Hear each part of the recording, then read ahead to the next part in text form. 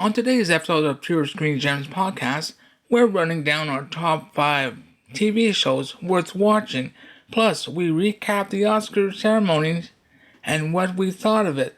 So buckle up for a trip down memory lane and let's see if we can dig up some gems.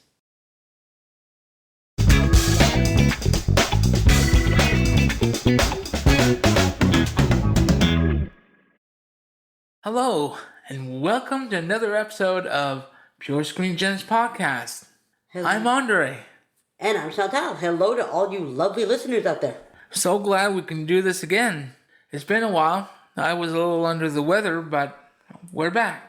So, as stated in that little cold open, we're going to talk about the Oscars and how we either liked or disliked the ceremony, and our top 5 TV shows that we liked. Absolutely. So, without further ado, let's get into it. So, what do you think about the Oscars, Chantal? Well, first of all, let me tell you, the decision to have previous winners announce nominees and winners for this year's category in the acting categories, it was a stroke of genius in my opinion. Loved seeing all those past Oscar winners on screen paying tribute to this year's nominees. It was really, really fun to watch. Obviously, they had a good idea in starting it an hour early. However, it did not last. It lasted as long as it usually does. But starting it an hour earlier, I thought was also a pretty good idea, actually. And Ryan Gosling and his performance, I'm just Ken. I mean, come on. It brought the house, in my opinion, it brought the house down. Of course, he's a good Canadian kid. I know. And watching all those Kens from the movies come in to the choreography was so cool. So cool. And also, well, actually, you know what? There wasn't that much bad. I don't have anything really bad to say or negative to say because, I mean, Jimmy Kimmel did, I think, a great hosting job. Because, let's face it, this is a high pressure gig. Billions of people watching. I mean, not everybody wants to take this kind of job on. And he did it with really ease and he's a funny guy too. So, you know, and obviously, in terms of the winners, to me, there were no big surprises except one. Do you know what I'm going to say? Yeah, I believe you're going to talk about best choreography. No, I'm just joking. Wrongo. Wrongo. No. Actually, I know you know this. No, best actress. This. Yes. Listen, let me start by saying Emma Stone was completely deserving of that Oscar. That performance was hallucinating. It was really good. But I don't know why, but and maybe I'm not the only one, but for some reason I connected more to Lily Gladstone's performance. And during the awards season, she swept. Like she won in that category. So I thought for sure she was going to win the Oscar for it as well. But that being said, it was a surprise. But Emma Stone was really, really deserving of that award because her performance is quite remarkable. And her character, Bella Baxter, I don't think an actress can be that. I mean, she was so lucky to have this type of character to play. And she did it with, I mean, you can sense she put everything into the personification of that character, and it was a very complex character. That's what I realized. I really did connect though with the complexity of the character, but on an emotional level, I thought that Lily Gladstone, just like the person paying tribute to her on the show said, "You are the heart and soul of Killers of the Flower Moon." I thought that was true though. You know, she was really. But congratulations to all the winners. They all deserve. It was all well deserved, and looking forward to another great year of storytelling because that's how I always look at it. You know, more great stories that are going to be told and brought to the screen. Yeah, well, just like you, I was completely floored that Lily didn't get the win. Another one was best visual effects. I was so sure. Oh, why am I freezing? It's not Guardians of the Galaxy, but The visual effects. Let me take a moment. yeah, please fact check that. I was so sure. Oh yeah, the creator. The creator. I was so sure the creator would get that one because for Actually, excuse me, honey. The visual effects. It was Godzilla -1. Yeah. But you talked about the creator. He was a nominee. The winner. You would. Okay, that's what you're saying. I'm sorry. Yeah, that you thought that the creator was going to win. Yes, I was so sure that the creator was going to win. Yeah, but okay. For an $80 million movie, the effects looked like it was almost a $200 million movie. Good point. That's how good it was. But Godzilla -1 was a $15 million movie, and yeah, but the effects. Personally, I hadn't seen them, but from what I've heard, there are certain effects in the movie that weren't worth that much, really. So, anyways, speaking as a fanboy, of course, I was rooting for Spider-Man Across the Spider-Verse to win Best Animation. But it went to The Boy and the Heron, which is absolutely deserving. But other than that, at some point for the first, I'd say, 45 minutes, we were like saying, oh my God, do you think Poor Things is going to win Best Oscar? And we were always saying... I know, because they were like winning a lot of the technical awards and everything. And I'm like, could this be a big surprise at the end where it's going to win Best Movie? But of course... But we did get a surprise with Best Actress, but it's not exactly the surprise that we thought. But other than that, no. I gotta say that this was the best Oscar ceremony that I've seen in ages. Okay. And you would think that the way they presented the Best Actor, Best Actress, supporting actor, supporting actress by bringing out 5 actors, actresses to present them would seem to have a ceremony a lot longer, to have the ceremony last longer, but it flowed so well that it didn't seem, it didn't seem like it was 3 hours. 3.5, darling. Yes, 3.5. Oh, even at that. But you're right, though, it didn't. Yeah. It went by so fast, and what about... Not that fast. Well... That's my opinion. But it didn't. Well, it went by, when it got to the In Memoriam, which is what was amazing. Oh, I forgot to talk about that. I know, I forgot to talk about that. Andre Bocelli with his son. I mean, that was a touching moment. Really. Singing with his son? That was amazing. Yeah. That was really, really, really an emotional performance. Yes. Of course, there were snubs that people recognized after. Now, the one I'm thinking of, off the top of my head, is Suzanne Summers, who did not get a nod in this section. That's because she was not. Wait a minute now. No, you're right. No, she was not. Yeah. I was going to say, but she wasn't in any movies, but that's not true. She was. Yeah, but Matthew Perry got a nod, and he wasn't in any movies, and yes, he was. Yes, he was. Lost in Space. Oh, yeah, but I mean, do they have to be? Was Lost in Space Oscar nominated? Maybe they have to be. It doesn't matter. It doesn't matter. Okay, I don't know. As long as it's a feature-length movie. Okay. Like Suzanne Summers was in American Graffiti, even though it was a non-speaking role. No, it was a speaking role, but you just heard her voice. When you saw her, you didn't hear her, but... So like a cameo type thing? Yeah, kind of. Okay. So... That's right, I forgot about... I saw American Graffiti many years ago. Yeah, me too.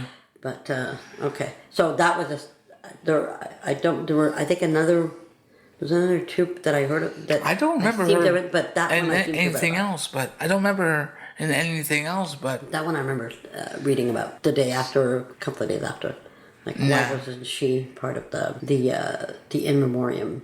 But I'm really hoping that they're going to keep up the idea of having past award winners present and tribute a tribute to the nominees and present the winner of that category, like from year to year, because that I thought was a good idea. I think you're right. Maybe it could have made it longer, like you said, the telecast longer, but it didn't. I don't think it did. Am I correct in saying that they were thinking of, I don't know if it's this year or the coming years, they were thinking of adding 1 or 2 categories, or am I wrong about that? It's next year. They're adding Okay. 1 or 2. Yeah. Okay. Yeah. Best ensemble, something like that. Yeah. No, best casting. Okay. Nah, I believe it's for next year or 2 years from now. Yeah. Okay. But of course, there were a couple of bits in there like that were so funny. I mean, you gotta mention John Cena in there. I mean, come on. Oh, that, you know what? Oh God. People, I'm still getting used to doing this podcast because, believe it or not, even though I'm not in front of an audience, I'm speaking to an audience, I get nervous before we start. So I don't take enough notes, and then I forget about some of the stuff I want to mention. And how can I forget about John Cena? I mean, come on. You're right. That was a really funny bit because I had not forgotten, but people had forgotten that it had been 50 years since that streaker behind David Niven. Yeah. So when he was introducing I was like, oh, Elizabeth yeah. Taylor. Exactly. Oh my God. Yeah, so you're right though. This was a really good telecast. I mean, the best I've seen. Is it the best I've seen in a long time? I don't know because I don't really. You know what? Although as I said, I love Jimmy Kimmel, but I gotta say, the Billy Crystal. Yeah, you're exactly. I know you. The Billy Crystal years. I mean, come on, that one. The way he introduced the movies that were nominated was just so hilarious. I mean, he always did the funniest bit. The best bit that Billy Crystal, we're going off track here, but the best Billy Crystal bit that always stands out for me is when he comes out. Oh, I know what you're going to say. Yeah.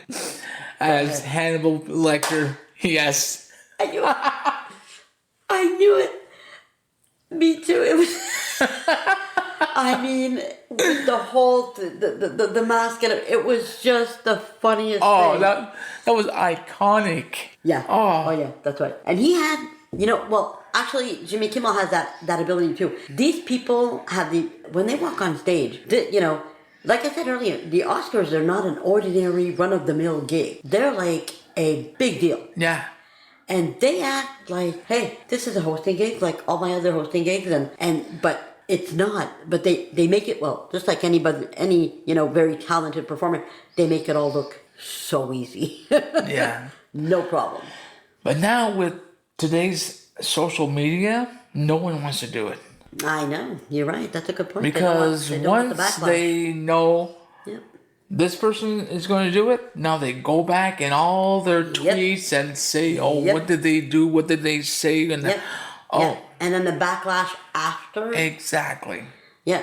Even, I remember, this is before all this, media, the social media. I remember, I don't know who was interviewing Robin Williams, but Robin Williams they asked him, probably several times, and he said, What was I don't remember, he gave a really funny line. Oh, I remember. What is it? He said, no, I'd rather be circumcised in Yankee Stadium.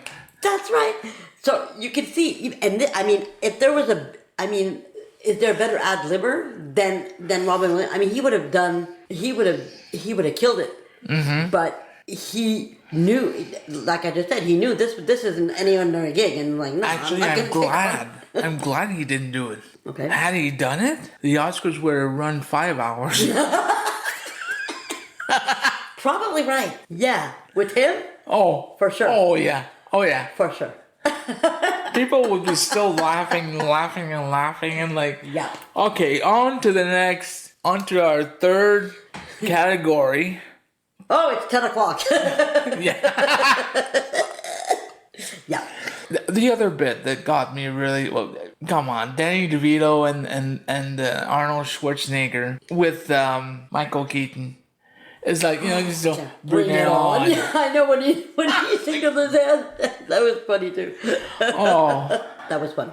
that was really funny. I'm sorry, but all these reunions, and I love the Emily Blunt and Ryan Gosling. Yeah, I was just gonna mention that. That was also a good, Well, that good was bit and a great publicity. yes, that was a good. Well, it was good for a couple of things. One, they pair them together for a very good reason because without even saying it, they pair them together because they're going to be starring together. I believe next month in the movie The Fall Guy, which is like a remake of the old '80s show, which Wait, was that the one with Was it with Lee Majors? Majors, Yeah, yeah, which yeah. Oh, Lee yeah. Majors is going to have a cameo in the movie. Oh, that's cool. I didn't Oh know. yeah, So you're up to date with the. See, he's the entertainment reporter / husband that does. yeah, but I'm trying to get Chantal into it so we could discuss things more on this podcast. Yeah, I think my brother used to watch that show. Yeah, The I mean, Fall well, me Guy. too. So the thing is, that's one of the reasons why they were together on this, and that's why they were making a tribute to the stunt people. Yeah. Mm-hmm. That's why. Yeah. And That was a good. Bit. between you and me, You that and me, was and how many viewers we don't know. yeah. Just our little secret. Well, quite a few. Anyways, between you and me, it's way overdue. Okay. Because You mean the homage to the stunt people? yeah, Yeah, you're right. They don't. Oh, really, yeah. They don't really talk about and recognize that aspect of the business. exactly. Well, a lot of people say they should have a category for that, but it's impossible to do that. Well, Because why would it be impossible? because when you for the Oscars, the voters, which are the Academy members, vote on a finished product, which is the finished film. Okay. Yeah. Well, especially in today's world, when you watch something, you don't know if it's a stunt or if it's computer generated Yeah. or real. They would have to watch something that's behind the scenes, but that's not what they watch. They watch the finished product. That's why it's impossible. Yeah, you're right about that because it's more of a behind the scenes kind of yeah. And Exactly. now with today's technology, like you said, a lot of stuff can be computer generated, and now with AI, and I mean, it's just Exactly. blown the way. It's just elevated. There's the way no that way. There's no it's way done. they could do a category like that. But to do a tribute to the stunt people every year, just do a little 2-minute tribute every year. Maybe to the Oscars, 2 minutes is a lot, but it's worth it because they put their lives on the line every for sure. day. Oh yeah, and So- I'm sure there's injuries and possible Possible death. Death, that would, yeah, because they put, they risk a lot. These people risk a lot. Absolutely. So, keep doing the great job you're doing, stunt people. I'm gonna call them stunt people. Oh yeah, because there are men and women. For sure. So that's pretty much our thoughts, and That wraps it up, I think, for the and Academy please Awards. let us know in the comments below, either on iTunes or YouTube. Let us know what you thought. Yep. So with that out of the way, Now on to the big list. yeah, dum dum dum dum. Well, this is going to be interesting because I have to say, neither of us have told each other what it is. Obviously, like we just did our top 5, all types of TV compute, like all types. So Yeah. I'm just really anxious to see. And this is not, well, obviously I'll tell you, Chantal hasn't told me anything, I haven't told her anything, but I know what her number 1 is. Because I know her so well. Okay, so. well, before I say it, you're gonna give me your prediction. No. Before I say it. Just Well, to see no. if you're right. No. Yes. No. I'm not going to tell you my predictions. I'm not going to. No, what I mean is before I announce my number 1, you can say what you think it is. Oh. Yeah. Before I announce it. Okay. And Well, then I have no idea what her other 4 are, but I know I can bet you like $100 that her number 1 is going to be All in the Family. We shall see. You start with yours. Actually, what I suggest, start with your number 5, then I'll do my number 5. Your number 4, my number 4. Yeah. How about that? Cool. But Okay. when we get to our number 1, I want you to do your number 1 first. And there's a reason for that, believe me. Okay? Sure. Okay. Sure. But my criterias are not the same thing as your criterias, because in the sense that if they were like, I know that you chose like groundbreaking. Well, the landscape, they have to change somewhat the landscape of television by that, by the show has to have changed in some form the landscape of television. So I think I chose stuff that... Except that the landscape changed only in a certain era, and then it just... Oh no! It rode the coattails in the sense that, like, you have the 70s, that's where it really changed. And then in the 80s, it kind of rolled that, and then... No, I don't agree. Well... The landscape slowly is changing on a regular basis. Yeah, but there are only certain boundaries that kind of... I don't... So the way I chose mine was more like shows that were long lasting and rewatchability. Oh, okay. That's what I like about doing this podcast, because we don't talk to each other a lot before in terms of like the subject, and we never talk to each other. No. That's right. We can go for weeks without talking. No. I'm joking. But no, what I mean is, we have, like you said, we both had different ways of selecting our number 5. Okay, so number 5. All right. Number so 5. My number 5, and this is a show that we watch a lot together. Okay. Blue Bloods. Really? Yeah. A cop drama. Yes, see? I'll tell you why. Yeah. Because, all these police procedurals, but all the big ones like NCIS, all the Chicago ones, the Law and Order ones, the CSI ones, I never got into it because they all became these big franchises, and it's like, where do I get in? Where do I get onto it? Yeah. Nah. Okay. It just became too big. But when this came, Blue Bloods, it was the first procedural drama that I was interested in right from the beginning. Okay. And the ensemble cast attracted me to the show from the very start, even before it started. Me too. I did. I really did. They gelled, and they work well together, and a family of cops, and it was. Come on, Donnie Wahlberg, Tom Selleck, Will Estes, Bridget Monahan, Len Cariou, good Canadian kid, by the way, from Vancouver. I like how storylines can be separate from each other, and yet sometimes interact. When you have cases, but can be separate from each other, but at some point overlap.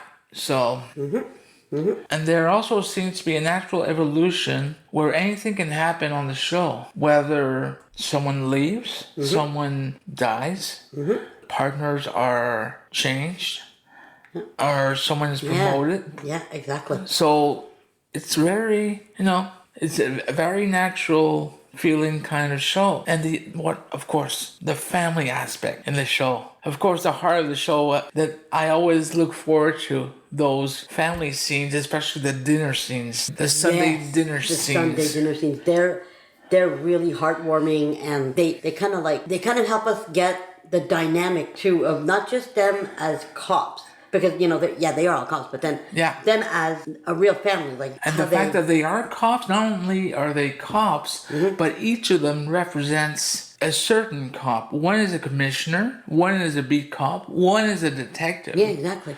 And one is an ADA. Yeah, so different levels. Yeah. Right. And, of course, the eldest is a retired commissioner. Exactly. Exactly. Okay, so you ready for my number 5? Yeah, go. I went a completely other different route, as I said. I chose shows that, to me, changed a little bit the landscape, but just shows that were brilliant in their writing and their interpretation. So my number 5 is a sitcom that I just love, that I've watched several times, and it's Cheers. Cheers. I mean, Glenn and Les Charles, along with James Burrows, created this really, really funny, intelligent, the characters were just so wonderful. And each of them brought their own uniqueness to the bar. And you had all these, from obviously, Sam Malone, who, the ex ball player, who has this bar, a recovering alcoholic, which just that premise is interesting. Like an ex-alcoholic, a recovering alcoholic, sorry, who now owns a bar, kind of like, it's kind of ironic. And the way, another one of my criteria was the cast, the gelling of the cast. I'm going to call it like that. The way that they interact and they melt. To me, a good show is when the cast just melts together on screen, where you just sense the dynamic and, flowing between.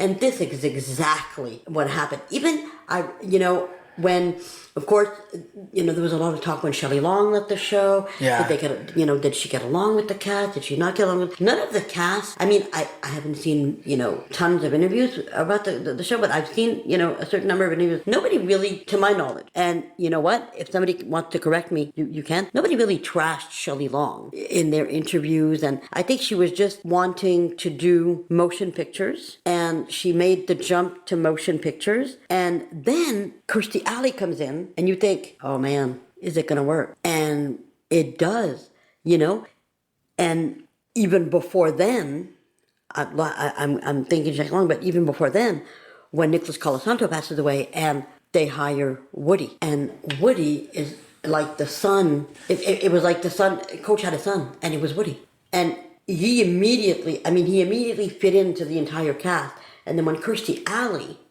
came in, to me, it just fit. It just continued. And the character, this series created some very memorable characters, namely Dr. Fraser Crane. Obviously, Drama, who went on to have his own sitcom, and now had a beautiful reboot on Paramount Plus. And if you're not watching the reboot, you should, because it really is a good reboot. But I digress. Kelsey Grammer made this character so memorable. Even I'm going to even use the word iconic.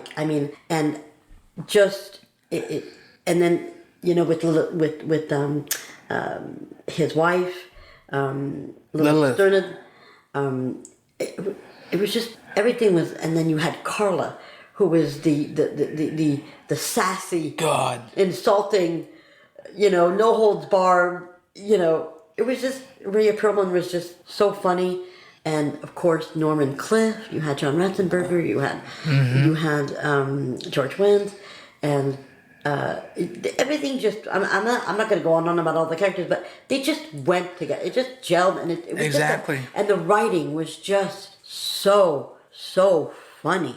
The one line I always think of is when Norm walks in. Norm was always the one with the zingers, right? And I could name a lot. But I don't know why. The one that bears to mind is when everybody says, "Hey," Sam always asks, "Norm, hey, how's it going, Norm?" It's a dog world out there, and I'm wearing milk bone underwear. Just floored me. And then he sits on the same stool. It was just a funny show. And to me, I think I want to use the word elevated to a certain extent in terms of like the sharpness of the writing. James Burrows, along with the Charles brothers, created something really, really unique. Oh, it was special. And, yes, it was. So that's it. You're number 4. Okay. You're gonna laugh. I'm gonna laugh? Okay. Yeah, because see, I was late. I'm already laughing. I was late to the Cheers party, but what I saw, I loved. Look, like you. Did you put Cheers on number 4? No, okay. no, I didn't. But I could have. Okay. But because Cheers, I watched. I'd say about maybe the fifth season. So the last season that Shelley Long was there up until. So, really? So everything about with Kirstie Alley you haven't watched? No. From the 5th when Shelley was there. Yeah. I started watching until so you didn't until the end. Okay, so I didn't see like the first 4 seasons until they were good. I couldn't on stream probably. Oh, you can for sure. Oh yeah. But that's before I go on to my number 4. Yeah. For Cheers, not a bad run for a show that almost got canceled after one season. I mean, I know they weren't popular from no right one from was the get-go. talking about it They until they the got momentum all. grew. The momentum kind of grew as they. Yeah, once they got all these nominations Yep. We at the Emmys and they won, and like Okay. I'm looking There's at something there. I remember watching the Emmys and what's this Cheers? I've never heard of this show. So you know, so it's like I said, I was late to the Cheers party, but I loved the show when I saw. So I couldn't wait for Frasier. So, is So that your number Frasier is four? Frasier is my number I'm 4. not gonna lie. I almost thought of putting it in my top 5, but I put in Cheers because Cheers kind of like was the precursor. Yeah. But that's an excellent choice. I mean, come on. I mean, look, the pairing of Kelsey Grammer and David Hyde Pierce. Yes, I fully agree. I mean, that was a genius. You would have thought that the brother would have been completely different, but no. No. They're both stuffy. It's pure magic. I know. Even though one is, let's say, more stuffy than the other. The other is a little more pragmatic. You know, Yeah. it's like, you know, let's say Niles is, I could hit him in a Niles. The thumb goes on the outside. You know, it's like, He was, yeah. you know. So the banter between them is like, oh my Yes, god, you're right. I could watch it all day. You know, it's like Cheers and Yeah, for sure. Frasier. You could watch it all day. Yeah, Frasier. You know, I mean, some people it's Parks and Rec. You just watch one episode, any episode, and boom. You know, Yeah. the wit between the father and sons. Yeah, for sure. For sure. Okay, it's like seeing book smarts versus street smarts. I mean, the dad was a cop. Exactly. So he did have the street smarts for sure. So it was kind of like watching. Yeah. He was a Sophia of that show. Okay, he always had. Oh my God, that's funny. I mean, and for those who don't know what we're talking about Sophia Petrillo of the Golden Girls. That was another great show. Yeah. Okay. That's a good point, actually. And putting Jane Leaves as not the housekeeper, but what was her? She was his occupational therapist. That Thank was her you. title. Yeah, the Thank you. occupational therapist. Yeah. Because of the gunshot wound. Exactly. Exercise. Yeah. She was the Yeah. OT. She was good. She was good, but she was also like a buffer between the boys and the father. You're right. Slash love interest much later on, but For sure. For sure. you know, she also had her own sassy kind of, you know, she really had it.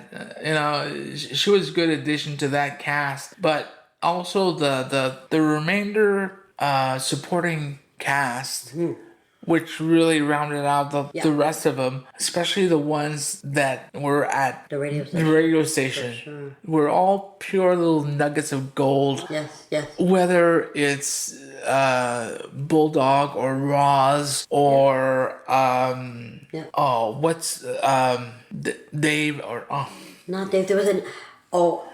My memory is failing. But there was I don't remember the character's name. There was a really funny British guy, tall British guy. yeah.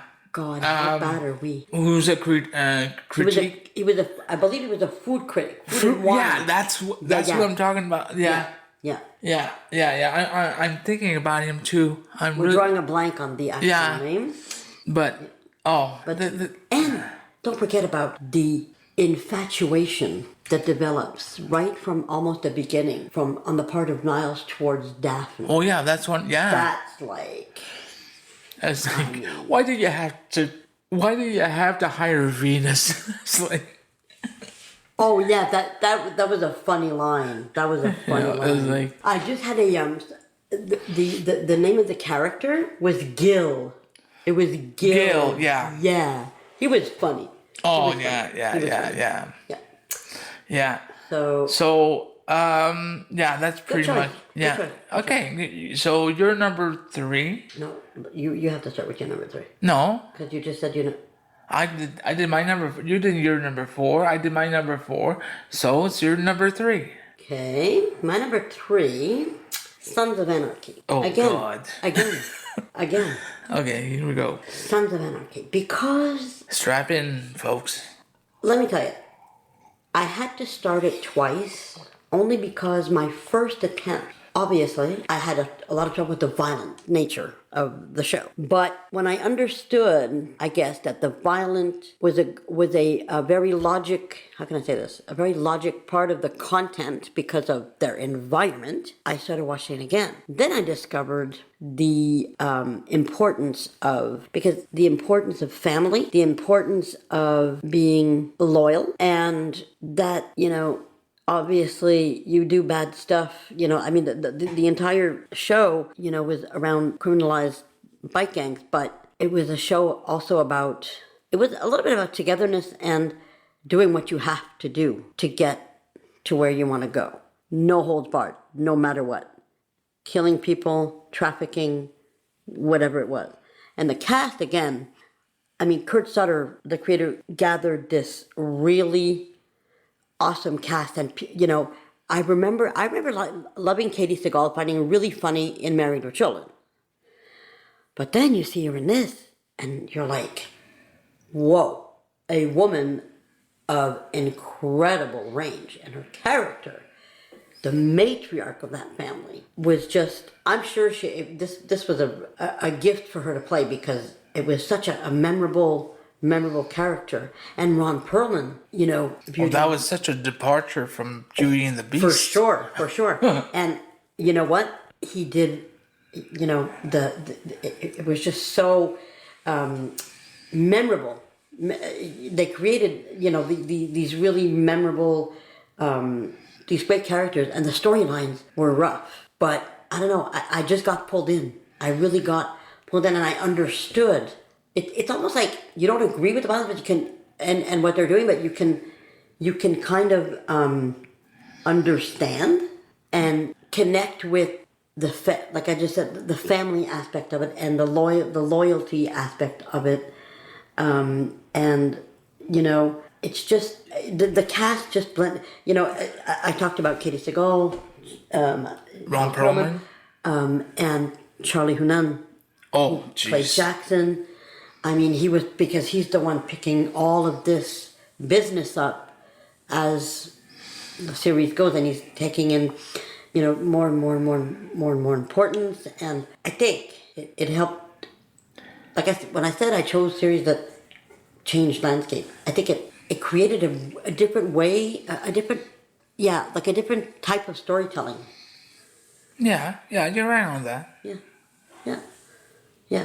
And I haven't watched it in a while, because this aired like a while ago, but when I did my top 5, I'm like, yeah, I remember really getting into this, and really, well, as I said, having to do it twice, because the first time I couldn't stomach, so. Yeah, I remember saying, really? You couldn't do it? You just watched The Sopranos, and you couldn't watch this. Mm-hmm. Wow, I mean, it's not the same thing.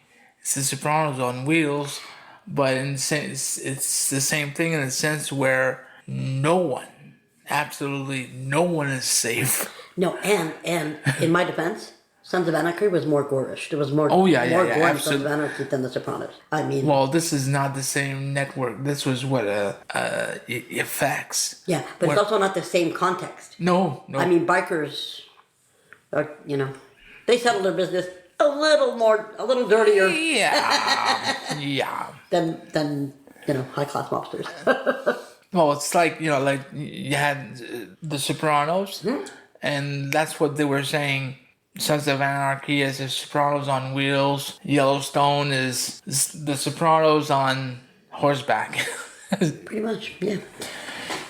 So that's my number 3. What is yours? Okay, my number 3 is Star Trek: Deep Space Nine. I freaking knew it. Oh, I thought, really? Wait, not necessarily with like Star Trek, but I thought there's got to be some sci-fi in this top 5. Okay. I chose Star Trek Deep Space Nine because it's the, let's say, black sheep because that's an it's so interesting take. different from everything else. Good. Because, Star Trek is to boldly go where no one has gone before and to explore strange new worlds. Whereas Star Trek Deep Space Nine is we're staying put.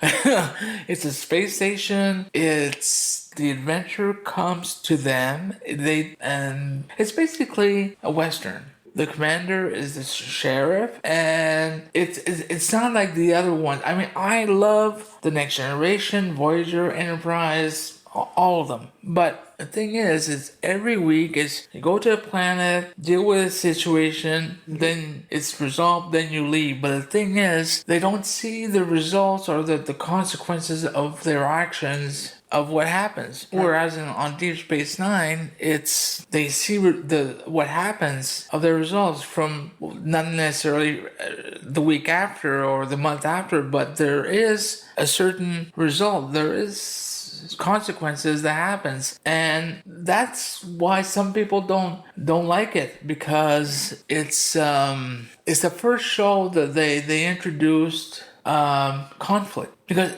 on the other shows everybody likes each other and they all get along, but in this one at first they didn't get along, and some did, but the thing is, I really like this one because it really, introduced conflict, and there was a certain darkness and a certain evolution of each character. And when they introduced, especially the Dominion War, then the storylines really blew up, and at some point it really became more of a space opera, and the storylines really developed on each character and was a lot more interesting. So it was really more engaging than any other series that I've seen, because it was anyways, I've seen this show so many times. I've probably gone through all 7 seasons at least 3-4 times, and I'm still going through it. I know you're not a fan of this genre, but Not particularly, but I mean, I respect the aspect, like you just said. They introduce conflict. Where that. well, especially at first. Yeah. So Okay, good choice. because because there's a political, geopolitical, and religious aspect to it.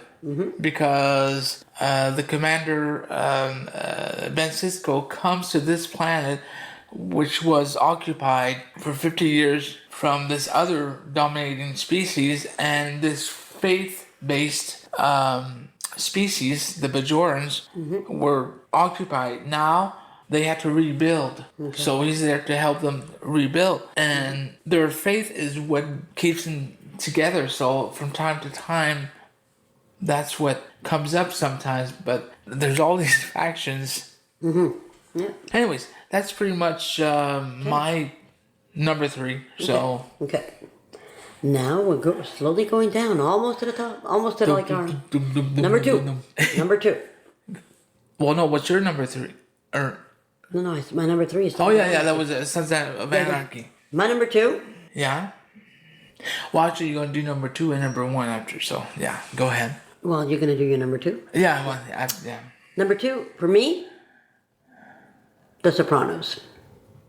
Ah. The Sopranos. I mean, again, you were right when remember when you said, listen, you watched it, you went through the violence in The Sopranos, yet you can't stomach Sons of Anarchy.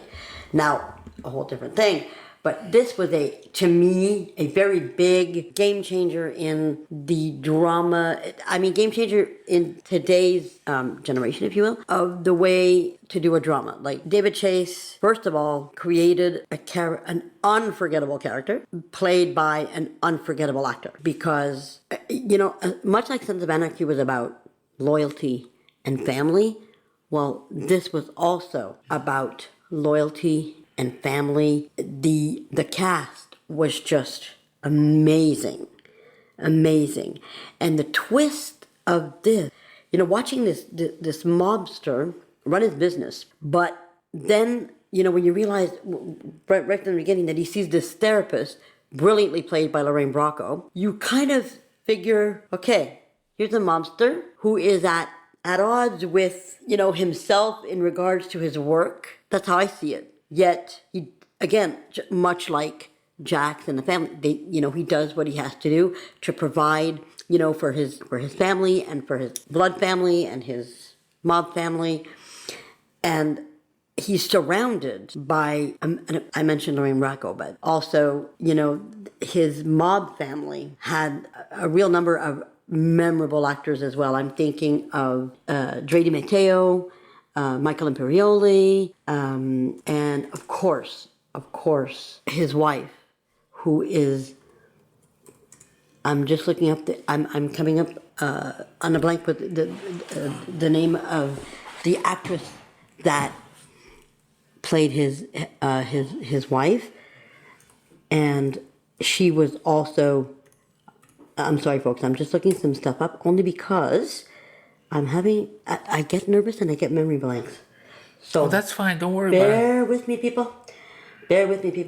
I'm having, it's not so much as the story as the Edie Falco, I'm sorry, it was his wife played by Edie Falco, brilliantly portrayed by Edie Falco, and she played this strong yet not submissive, but she was very much like taking care of her family. She thought, she was very much at home taking care of her family, and she supported him to a certain extent, yet the one memorable scene with that relationship was when he discovered, well, she always kind of knew that he had mistresses, but then one finally calls home, at his home, and she loses it. And the scene between James Gandolfini and Edie Falco when she confronts him, you can sense the magic between these two actors. And something I found interesting in an interview that I saw with Edie Falco, I guess a couple of years ago, the one question I always get is now that he's passed away, what was it like working with James Gandolfini? And she said, she used the word organic. She said it was very organic when we were together. We became, Carmela and Tony as soon as we walked on set. And she was saying that he was not a man that she socialized a lot with outside of work. Like how some cast members, they go out and they go out to dinner, they have a beer, whatever. She said that they didn't do that. They really didn't do that. But when they arrived together, she said, we loved what we did. We knew what we had to do, and it was organic. And I think that James Gandolfini was the kind of actor who I think made everyone want to elevate their game, and they did. And he also, I think he seemed to be a generous actor as well, from what I can gather, in terms of like what, his relationship with the rest of the cast. But because I remember she also said that at one point he anonymously, it was found out many years later, but he anonymously paid for, I think it was like 15 or 16 members of the crew's mortgages. Wow. Because I think if I'm not mistaken, they felt he was underpaid, they were underpaid or whatever. Anyway, so he was generous, and he was a generous, I think he was a generous actor. Because when they all talk about him in different interviews, like I've also seen a few interviews with, Michael Imperioli and Stephen Van Zandt and Tony Sirico, who played Polly. They all said they fed off each other. And the whole story behind The Sopranos is, it was simple yet so complex. The characters, the storylines were simple, yet with complex. The characters were very complex because they were mobsters, but he was the most. I mean, Tony Soprano was the ultimate. He really was an icon to me. He's an iconic character who people are going to remember forever. Like when you think of Tony Soprano, people know who you're talking about. Like, oh yeah. People know who you're talking about. So. Oh yeah. Well, it's such an iconic. Yeah. Show. Yeah. I mean, I apologize to our viewers for my lack of my memory blank for certain names because I don't know, I just get to talking and then the name kind of goes away and then I have to look it up. So bear with me, folks. Bear with me. That's it. So what's your number 2? My number 2 is another show that we watched together, and it was the whole show, and we loved it so much. And it's a show worth rewatching. Yeah. Like I wouldn't say once a year, but I'd say every 2 years. The West Wing. Oh, that's a good. I loved that show. Oh, I love that show. I like politics. And that show, a political drama. I loved it. I watched the whole. I think I've only watched it once there, but I've watched the whole season, like the whole series, yeah. a while ago. When it. Yeah. That was a good show. Aaron Sorkin is a genius. Creating that show. Yeah. After he had written. Yeah. The American President, oh my God. Whether you watch it in the 90s or whether you would watch it today, watching it now, it's still relevant. It's still as relevant as it would have been then. Oh, and with the cast today, well, yeah, look at the special that they did back in, I'd say 3 years ago. During the pandemic, they did a special for to encourage young people to vote. Yeah, I remember. Yeah, it was like a live thing. It was kind of like in front of an audience and. No, it was more like a recreation of one episode. Oh yeah, sorry. Yeah, you're right. And the whole cast was there, except for, of course, John Spencer. Yeah. And Academy Award nominee Sterling K. Brown had the role of Leo McGarry. That's another show that was so compelling. Each episode, and it's one of those rare shows, modern shows today that we can't find on streaming. I know. I was looking for it at some point. I couldn't find it. It's still not there. Well, at least not here in Canada, anyways. Must be something with the distribution deal or something. Luckily, we have it. We have the complete season on in this one. It's a complete season package. Yeah. One folder at a time. 7 folders. Amazing. Right. It was a great show. That's a good choice. And now they have this podcast. Yeah, folks, we're not the only podcast in the world here. Duh.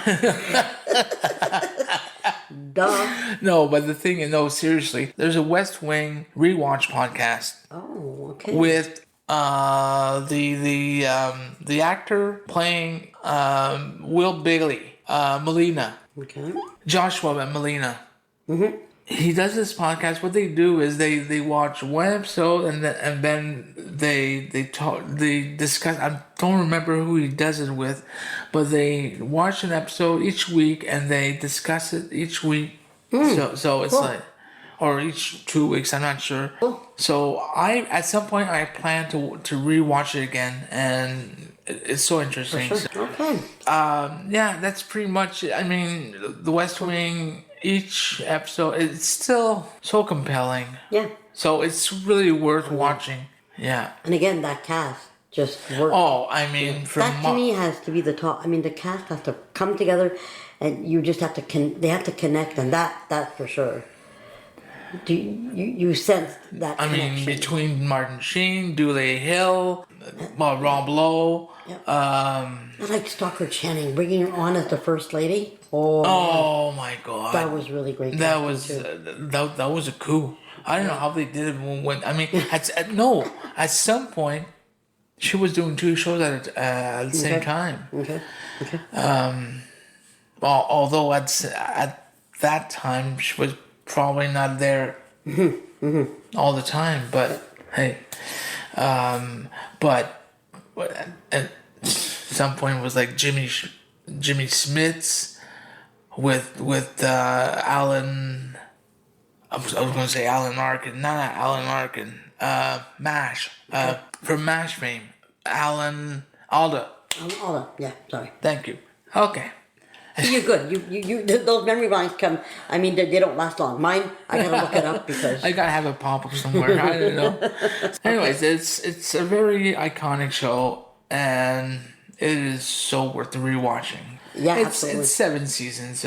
So was DS9, and so Yeah, I didn't specify, sorry, how many seasons each of my shows lasted. So, and So- I just realized something. Before we go to our number one, yeah. in our, back and forth and our talking, I forgot to give you my number 4. What's your number 4, by the way? Just.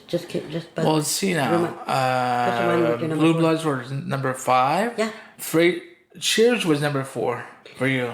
So, no. I forgot my number. I made a mistake and I went to Sons of Anarchy is my number 3. Here's my countdown. Number 5, Cheers.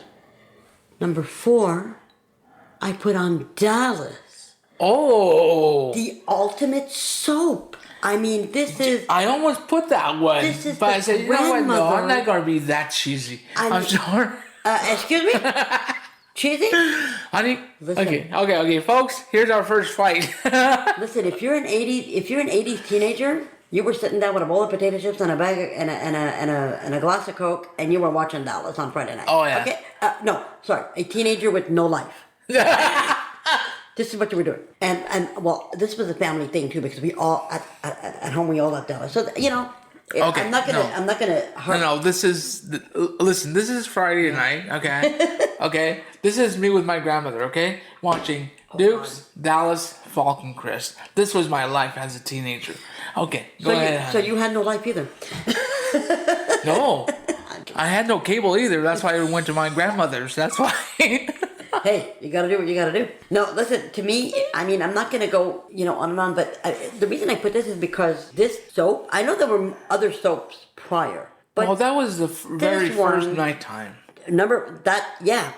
And also, when I talk about, to me, the shows I chose created, I mean, they all gave us some iconic characters that we will always remember. Dallas. When we talk JR, you know exactly what show and who we're referring to. And these, of course, the iconic storylines, Who Shot JR, Yeah. and then Bobby coming out, Bobby coming out, from the I dead, remember. Pam having a whole dream season. It was just so good. It was just good because it was the Dynasty had the glitz and the glamour, whereas Dallas had the money, but without the glitzy stuff. They had the money from oil, but they had And cattle. the cattle, exactly. So, and again, it's about family, and it was about, I guess I'm attracted to shows that are about family, because if you look at, my number 4 is Dallas, Sons of Anarchy, The Sopranos, and then you'll see my number 1. And this show it was just a fun show to watch, and I got into it right from the beginning, and it was just a treat for me. But, on Friday nights, that was my Friday night too. We had cable though. I didn't have to go to my grandmother's. We had cable. What you're saying is I'm more of a loser than you are. Okay. Fine. Actually, No. the 2 musts in our home, that was thanks to my dad. We had to have cable. I mean, no way my dad would not have had cable. And TV Guide magazine. Sorry people, this was the Bible of our home for a certain amount of time. The TV Guide magazine. It was just, we looked, listen, I remember leafing through that thing so many times. Okay, so now, on to my number 1. And then you can give me your number 1. Okay. All right. Go. Okay. You go. predicted right. All in the Family. That's my number 1. Ka-ching, ka-ching, ka-ching. I was right. All right. I was right. Yes. Oh, God. No, but you're right. I mean, again, I talk about shows about, I guess I'm attracted to shows about families. But this was, I mean, we're talking not only we're talking game-changing sitcom here. We're talking, well, first of all, Norman Lear was a game changer all around. All of his creations were game changers. If you think of Maude, if you think of Good Times, if you think of The Jeffersons, these were just such game-changing, sitcoms. But All in the Family, to me, was the ultimate one where, first of all, that cast, I know that I'm repeating myself, but when I said, a good show has to have a cast that has a connection and that gels. This was, it was more than that. It was, their chemistry was palpable on screen. They were just so good. The 4 main characters, they were just so good together. And, when we talk about iconic characters, Archie and Edith are just such memorable characters in the TV landscape, and brilliantly played by Carol O'Connor and Gene Stapleton. They had so much. The characters had so many levels to them, much like the other shows as well. A good character has multiple. Has to have a certain level of complexity and multiple levels of to play, and they just. It was just that. I mean, those two characters were just such beautiful characters to watch on screen. And I think, let's face it, and Norman Lear has confirmed that the character of Carol O'Connor the character of Archie Bunker was a little bit based on his dad, because his dad he prejudiced and he had what he said was not always nice things. But I think to a certain extent, he said out loud what many people were quietly thinking. Inside, yeah. Yeah, and he brought subjects to the table with that show that were very delicate subject. When you talk about homosexuality, when Rob Reiner has, I think, a friend of his, you talk about Draft Dodger. One of my favorite episodes actually is the Draft Dodger, where Archie invites. At Christmas dinner, Archie invites one of his good friends, and Michael also invites one of his friends to the Christmas dinner table. And Archie's friend lost his son in the Vietnam War, and Michael's friend was a draft dodger who ran away to Canada for a while. And the whole conversation, I remember thinking the importance of the whole conversation. Obviously, the whole conversation was about when he discovers that the friend's a draft dodger. Archie goes off, but then the scene where his friend, played by a wonderful character actor called Eugene Roche. See, I remember Eugene Roche, but I can't remember Edie Falco off the bat. Anyway, he gets up from the table because when obviously the friend explains his reasons, and the guy just comes up from the table, and Eugene Roche gives Michael's friend a handshake. Yeah. That quiets everything down, because it's like, wait, it's okay. I understand and I get it. And for that episode, I mean, every episode is just so good, and the writing, I mean, was out of this world. The subjects, everything. It was just the whole package. Oh yeah. I could watch it over and over and over and over. Oh, so can I. And it was just so good. And the like I said, they had multiple levels to their characters, and he had, he was so much more than some of the bigotry that he would come out with. He had, I learned to love him. And I also love to hate him. That's how I looked at it. That's how I watched it. Because some of the things that came out of his mouth were like, you cannot be saying it. But then, when you look at him as a father, and you look at him as, even, his whole relationship with Meathead, he's always insulting him. But when push comes to shove, when they're in need, he's always there. Oh, yeah. Bar none, he's always there. He does it with, complaining a little bit, but I mean, the basic is he loves his family. Yeah. No matter how hard he is on them, and how insulting he can be to Meathead, and the dingbat. And that's another thing, a lot of people say, oh, she was such a submissive wife, but she was such I see an intelligence there. There was some of the, I can't remember off that, but some of the lines that she said, and she came out with these pearls of wisdom that you went, oh wait, this woman is not the dingbat that Archie thinks she is. She had a subtle way of making everybody around her feel accepted and important, and Mm-hmm. Yeah. So that's my number one, All in the Family. Yeah. Yeah. Well, All in the Family is, again, like you said, yeah, I could watch it over and over. Even today, you watch it today, it doesn't feel outdated. No. Oh, and today, come on.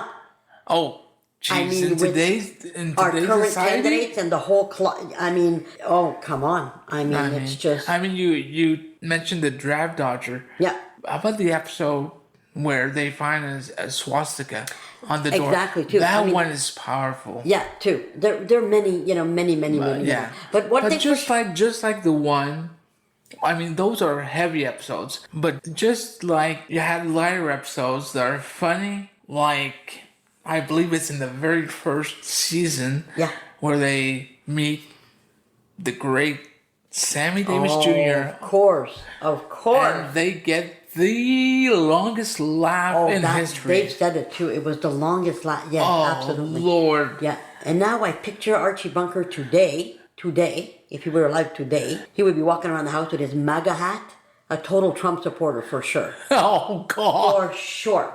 I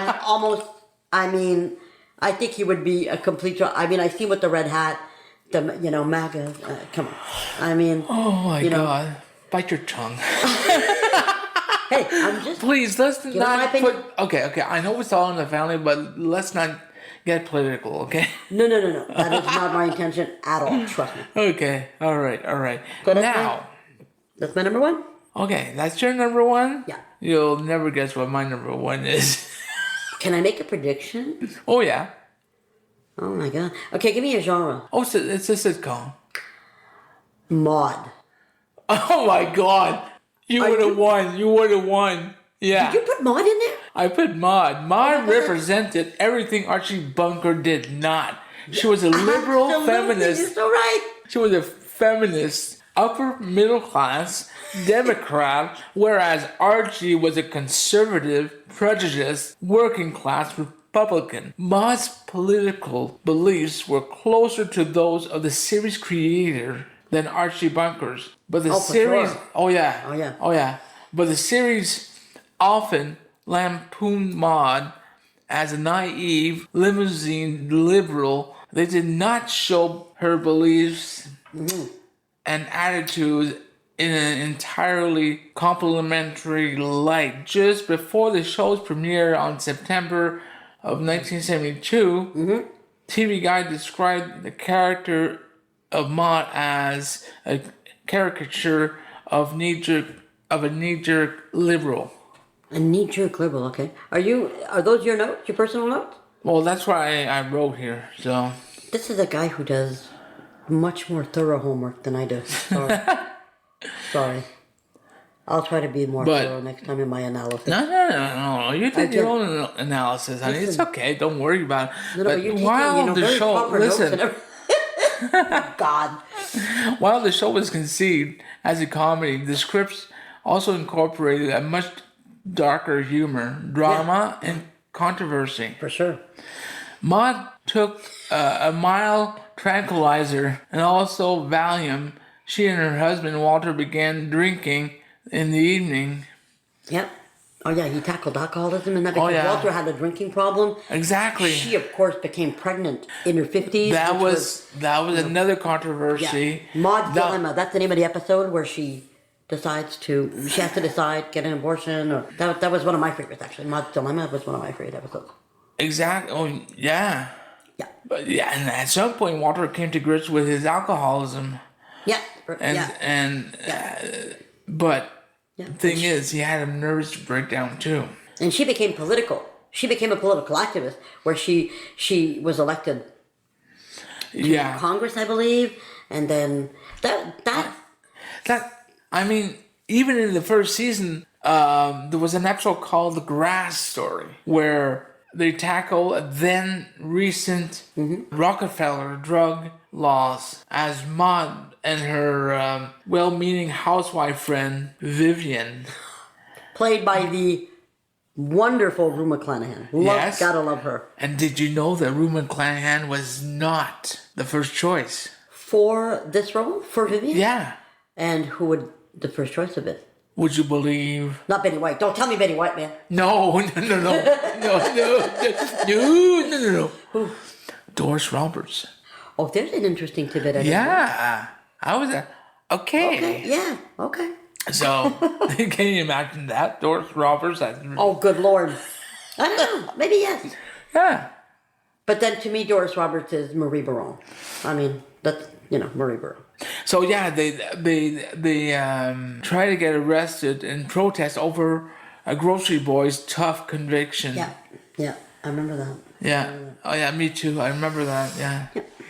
So, okay. So anyways, the thing is, although it was a spin-off of On the Family, in my mind, it was just as good, almost just as controversial. Absolutely. Because the fact that they had Maud's abortion, or Maud's facelift, Yeah. And they yeah, had no, death threats Oh yeah, because no, of that. Yeah. It was, everything Norman Lear did was game changing. Or almost, yeah. Yeah, for sure. Almost. So it's just that I knew that you were going to take all the family, and I didn't want to take all the family too. Yeah, but that would have been interesting though if we would have come up with the same one. It would have been okay too. Yeah, I know it would have been okay, but I wanted it to be different. I wanted it to be a little variety of life, you know. Yeah.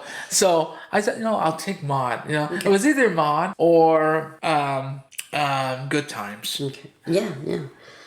Which, but I did want to pick at least one Norman Lear show. That's for sure, because You gotta do that. You gotta do that. Please, he had the market cornered in game changing For sure. TV. You know, so Okay, let's just recap both of our top fives. well, did you have any? Yeah, I'm gonna recap my top five with I have 2 honorable mentions. Okay, I do. Okay, so number 5 was Cheers. Number 4 was Dallas. My number 3 was Sons of Anarchy. My number 2 was The Sopranos. My number 1, All in the Family. 2 honorable mentions. And I'm not gonna analyze, but just that they didn't make it, but Mary Tyler Moore and Breaking Bad. she almost made it on her own. She almost made it, but didn't quite. Well, I mean, it was a great show too. But so those are my 2 honorable mentions. Okay. Voila. So recap your top 5 okay, and your my honorable top mentions. 5 is Blue Bloods, Frasier, Star Trek Deep Space Nine, The West Wing, and Maud. And I kind of cheat a little bit. Okay, I've got 3 of them. 3 honorable mentions: Smallville, Golden Girls, and MASH. Those are good choices. Yeah. Those are good choices. So that's it, folks. We got our list done and out of the way. And you were you are patient listeners. If you're listening the whole way through, you get all my respect. Oh, yeah. Because I don't know how long this lasts, but this is a much longer one than the previous one. This was really fun. This was a fun list to do. Yeah, So, for sure. And this was only a top 5. Can you imagine if when we get to our top 10 list no. I mean, when we get to our top 10 list of upcoming, either our top 10 of best movies of 2024 or what's coming up in 2025. Yeah, but we're gonna have to but don't forget keep our viewers. Don't forget Keep you guys interested. that we did have two topics on this. But before we go, I have to say something because I forgot to say this in our last episode. When we recorded, the day that we recorded the trailer, okay, something happened the next day at work. Really? So every day at work, we have this song request list, and every day we have a song that comes on the speakers. So I believe our trailer was published on a Sunday. So on the Monday, here we are, we're working, and the song comes on the speakers. I'm listening, and it's like, oh God, you gotta be kidding me! It's My Heart Will Go On from Celine Dion. Okay. It's either that's a good omen or a bad omen. The fact that it's from Titanic, I don't know, but it's a movie song.